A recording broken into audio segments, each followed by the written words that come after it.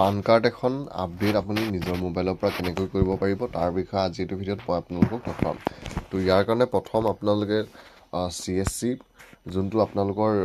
User ID হয় সেইটো আপোনালোকে লগইন কৰি ল'ব। লগইন কৰিবলৈ CSC লগইন বুলি আপুনি নিজৰ মোবাইলতে ব্ৰাউজাৰ এটা খুলি চাৰ্চ কৰিব আৰু তাৰপিছত আপোনালোকৰ সন্মুখত এনেদৰে আহিব ডিজিটেল সেৱা কানেক্ট।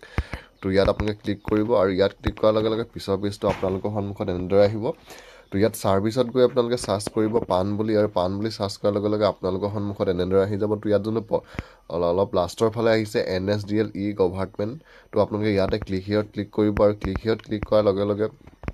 পিছৰ পেজটো আপোনালোকৰ সন্মুখত এনেদৰে আহি যাব। তো ইয়াত পান কাৰ্ড এখন আপলোড কৰিবলৈ হ'লে প্ৰথম আপোনালোকে ইয়াত যোনটো উইআৰ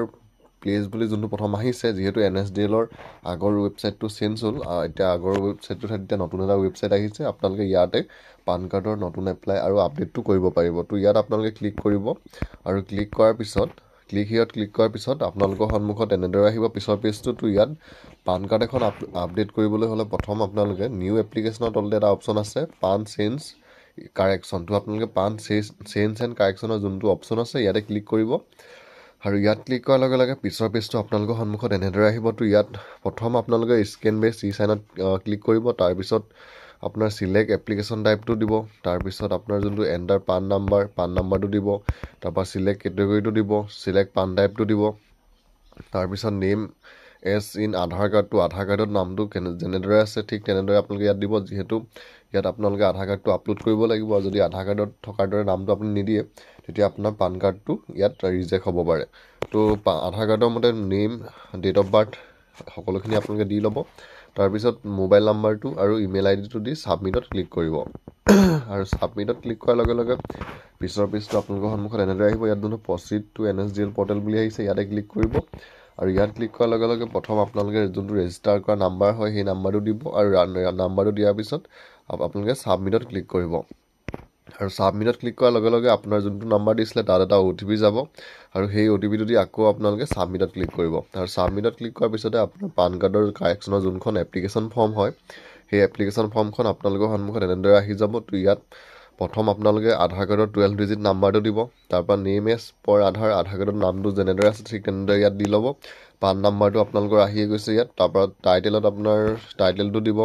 তাৰপিছত এপ্লিকেণ্টৰ প্ৰথম লাষ্ট নেমটো দিব, তাৰপৰা ফাৰ্ষ্ট নেম, যদি মিডল নেম কিবা আছে আপোনালোকে ইয়াত দিব আৰু যদি নাই আপোনালোকে এইটো মিডল নেমটো নিদিলেও হয় আৰু ডেট অফ বাৰ্থটো দিব, তাৰপৰা জেণ্ডাৰটো দিব, তাৰপৰা অডিঅ' লেংগুৱেজটো আপোনালোকে চিলেক্ট কৰি ল'ব। চিলেক্ট কৰি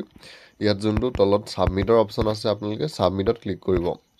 আৰু ছাবমিটত ক্লিক কৰাৰ লগে লগে পিছৰ পেজটো আপোনালোকৰ সন্মুখত এনেদৰে আহি যাব। তো ইয়াত আকৌ নেক্সটত ক্লিক কৰিব আৰু নেক্সটত ক্লিক কৰাৰ লগে লগে ইয়াত আপোনালোকৰ সুধিছে আপোনালোকে পান কাৰ্ডটোত আপোনালোকে কাৰ নামটো দিব বিচাৰে। তো ইয়াত মই যিহেতু দেউতাকৰ নামটো দিব বিচাৰিছোঁ সেইকাৰণে দেউতাকৰ নামটো ইয়াত চিলেক্ট কৰি লৈছোঁ। তাৰপৰা ইয়াত ফাদাৰ্ছ নেমত দেউতাকৰ প্ৰথম লাষ্ট নেমটো দিম, তাৰপৰা ফাৰ্ষ্ট নেমত ফাৰ্ষ্ট নেমটো দিম, তাৰপৰা ৰিএণ্টাৰত আকৌ প্ৰথম লাষ্ট নেম, তাৰপৰা ফাৰ্ষ্ট নেম, তাৰপৰা মাদাৰ্ছ নেমতো ঠিক তেনেদৰে প্ৰথম লাষ্ট নেমটো দিব, তাৰপিছত ফাৰ্ষ্ট নেম, আকৌ ছেকেণ্ডটো প্ৰথম লাষ্ট নেম, তাৰপৰা ফাৰ্ষ্ট নেম, তাৰপৰা ইয়াত যিহেতু মই দেউতাকৰ নামটো দিম সেইকাৰণে ইয়াত ফাদাৰ্ছ নেমটো আহি আছে আৰু যদি আপোনালোকে দেউতাকৰ ঠাইত মাকৰ নামটো পান কাৰ্ডত দিব বিচাৰে তেতিয়া ইয়াত মাদাৰ্ছ নেমত টিক কৰি দিলে আপোনালোকৰ হৈ যাব। তাৰপিছত এইখিনি দি হোৱাৰ পিছত আকৌ আপোনালোকে তলত যোনটো নেক্সটৰ অপশ্যন আছে আপোনালোকে নেক্সটত ক্লিক কৰিব আৰু নেক্সটত ক্লিক কৰাৰ লগে লগে পিছৰ পেজটো আপোনালোকৰ সন্মুখত এনেদৰে আহি যাব। তো ইয়াত ফোন নাম্বাৰ আৰু ইমেইল আইডি দুইটা যিহেতু মই প্ৰথম দিছিলোঁ সেইকাৰণে আহি গৈছে আৰু আপোনালোকেও এইকেইটা চাই তলত এড্ৰেছ দিব, এড্ৰেছ অফ কমিউনিকেশ্যন ইয়াত আপোনালোকে এড্ৰেছটো দিব লাগিব। তো ইয়াত চিলেক্ট কৰিব, তাৰপৰা প্ৰথম হাউচ নাম্বাৰ, তাৰপৰা গাঁওখনৰ নাম, তাৰপৰা post office, district, sub division, তাৰপিছত country name, state name, pincode এই সকলোখিনি দিব। তাৰপিছত এইখিনি দি হোৱাৰ পিছত আপোনালোকে নেক্সটত ক্লিক কৰিব আৰু নেক্সটত ক্লিক কৰাৰ লগে লগে একেবাৰে লাষ্টৰ পেজটো আহি পাইছেহি। ইয়াত আপোনালোকে আধাৰ কাৰ্ডটো দিব লাগিব, proof of identity, proof of address, proof of DOV কাৰণে। তো আপোনালোকে আধাৰ কাৰ্ডটো চিলেক্ট কৰিব, তাৰপিছত আপলোড ফটো এণ্ড ছিগনেচাৰ। তো ইয়াত আপোনালোকে যাৰ পান কাৰ্ডটো এতিয়া এপ্লাই কৰিছে তেওঁ ফটো এখন আৰু ছিগনেচাৰটো দিব আৰু ছিগনেচাৰটো দি ইয়াত যোনটো আপলোডৰ অপশ্যন আছে আপলোডত ক্লিক কৰিব আপলোডত ক্লিক কৰাৰ লগে লগে আপোনালোকৰ সন্মুখত এনেদৰে আহিব মই যাক এপ্লাই কৰিছিলোঁ তেওঁ ফটো আৰু ছিগনেচাৰ বৰ্তমান আপলোড হৈ গৈছে তাৰপৰা তলত এটা ছাপৰ্টিং ডকুমেণ্টছ দিব লাগিব ছাপৰ্টিং ডকুমেণ্টছ আপোনালোকে আধাৰ কাৰ্ডটো দিব পাৰে আধাৰ কাৰ্ডটো দিয়াত যোনটো আপলোডৰ অপশ্যন আছে আপলোডত ক্লিক কৰিব আৰু আপলোডত ক্লিক কৰাৰ লগে লগে ডকুমেণ্টছ আপলোড ছাকচেছফুলি বুলি আপোনালোকৰ সন্মুখত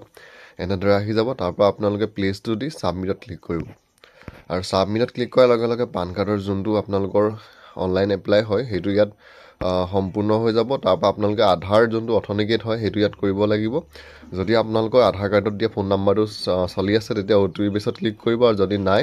তেতিয়া বায়'মেট্ৰিক বেছ ই-চাইনত ক্লিক কৰিব বায়'মেট্ৰিক বেছ ই-চাইনত ক্লিক কৰাৰ লগে লগে পিছৰ পেজটো আপোনালোকৰ সন্মুখত এনেদৰে আহিব ইয়াত আধাৰ কাৰ্ডৰ 12 ডিজিট নাম্বাৰটো দি কেপচাত ক্লিক কৰিব আৰু কেপচাত ক্লিক কৰাৰ লগে লগে আপোনাৰ আধাৰ কাৰ্ডৰ